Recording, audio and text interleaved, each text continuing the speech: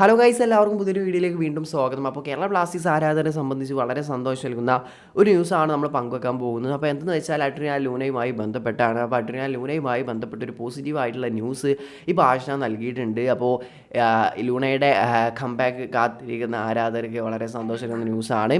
അപ്പോൾ വെള്ളിയാഴ്ച നടക്കാൻ പോകുന്ന കേരള ബ്ലാസ്റ്റേഴ്സിൻ്റെ ഹൈദരാബാദ് എഫ് സിക്കെതിരായുള്ള മത്സരത്തിൽ ടീമിനോടൊപ്പം യാത്ര ചെയ്യും, അഡ്രിയാൻ ലൂനയും യാത്ര ചെയ്യുമെന്നാണ് ഇപ്പോൾ ഇവാൻ ആശാൻ പറഞ്ഞിട്ടുള്ളത്. അപ്പോൾ ഇന്ന് നടന്നിട്ടുണ്ടായിരുന്ന പ്രസ് കോൺഫറൻസിലാണ് ഇവാൻ ആശാൻ ലൂണയെക്കുറിച്ചുള്ള കുറച്ച് കാര്യങ്ങൾ പറഞ്ഞത്.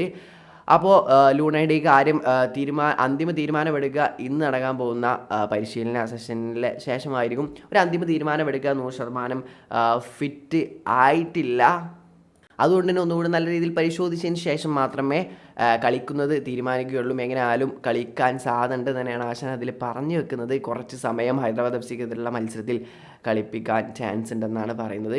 അതുപോലെ തന്നെ പിന്നെ ലൂണയെ ഇറക്കുന്നതിലൂടെ തന്നെ മറ്റൊരു റിസ്ക് ഉണ്ടെന്നും ആശാൻ പറയുന്നുണ്ട്. മറ്റൊന്നുമല്ല, ലൂണയ്ക്ക് 3 യെല്ലോ കാർഡ് നിലവിലുണ്ട്. അപ്പോൾ ഒരു യെല്ലോ കാർഡ് നാളത്തെ മത്സരത്തിൽ ഇറക്കി അഥവാ ലഭിച്ചാൽ പ്ലേ ഓഫ് നഷ്ടമാകുന്നതാണ്. അതുപോലെ തന്നെ ബ്ലാസ്റ്റേഴ്സിൽ മറ്റു ചില പ്ലേയേഴ്സിനൊക്കെ 3 യെല്ലോ കാർഡായിട്ട് നിൽക്കുന്നുണ്ട്.